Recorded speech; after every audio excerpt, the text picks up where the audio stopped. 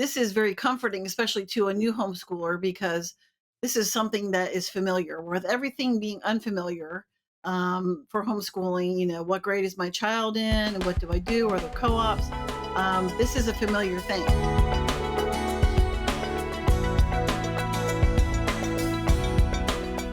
What are some of the other pros of using a traditional textbook?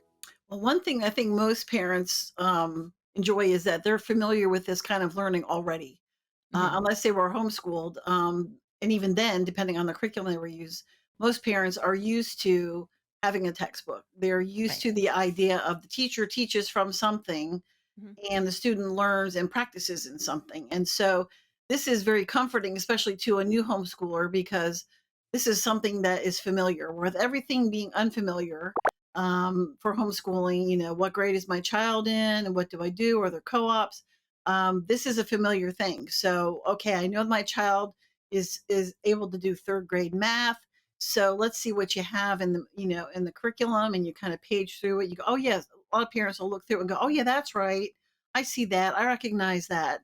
And there's Yeah. comfort in that. So that's definitely one thing for parents, is that they feel the comfort that they can use it to some degree. They'll still need help and encouragement, but they have that least familiarity. The other thing is that the material is written by experts. These are people who know what they're writing. They're looking at state standards and national standards. They're looking at what needs to be covered in seventh grade literature. And so, for a parent who's like, I have no idea what to teach my child for Right. Yeah. seventh grade literature, you don't need to worry about it. The scope and sequence has already been Right. decided by people who are regularly updating, by the way, to make sure that your child is prepared. So, when you graduate your child, um, by 12th grade, and you've used, mostly or some or all, whatever you've used, you have the confidence to know they're prepared. I gave them all the things that they needed. And I can pick and choose from the curriculum to make sure that this is what I think they need.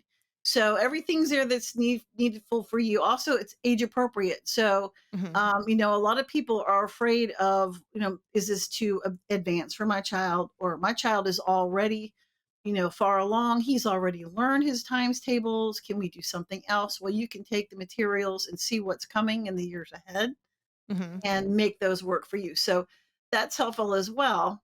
The other thing is that you can measure to some degree how your child is doing against his peers, and that would be your Oh, yeah. standardized testing. And I know that sometimes that's a concern for parents. Testing doesn't show everything a Yeah. child knows, obviously, but it does give you a little bit of a gauge, Mhm. so that maybe, last year your child came from public school or from another school, and you see that there was really a lapse in something there. There's a gap. And so you're working on that, and you're working on that particular concept, and you have all the things you need to do that. And then you take a test, and you see, oh, look, we've come ahead a grade and a half from where we were. We've made progress here. Or, I see we've made progress here, but we really need to work on your comprehension skills. So that makes it measurable, which is easy. And it's also an easy transition to homeschooling and Yeah. also back to school. And sometimes, even though we don't want our kids to not be homeschooled, there are times where that could happen. And for a lot of people who are new to homeschooling, that's a concern. I don't know how much, I'm going to do this. It's a year by year. You've heard that before. Sure. I'm only going to try this for 1 year, and then I might put No, my we kids back. always encourage them to stick with it. That's right. We might Don't put put our them back kids in in. school, especially public. Right, we're like, "Don't go there," but Yeah. there are thoughts of that, like, if I Sure. can't do this, then at least I know Right. I've covered it. And we're like, "Well, you can cover it, and we'll help you to homeschool so that you don't have to do that." But there is that assurance for parents that, okay, things were covered, they're where they need to be, as far as that goes. And then, of course, because you have the tests and you have all the things, record keeping is really up to you. How many tests you want to give, how often Mhm. you want to give them, but everything's provided for you. So, as one of our consultants says, I'm not reinventing the wheel. Everything's Yeah. there. I just pick what I want. And so I think for a parent to know, hey, it's like a buffet. I can just pick what I want. I can trust this. Right. Um, and I can go with it and run with it, and then go from there and use it year after year, or tweak it, to make Right. it work for you. Homeschool Insights is sponsored by CTC Math. If you're looking for a great online math program, visit ctcmath.com and try it for free.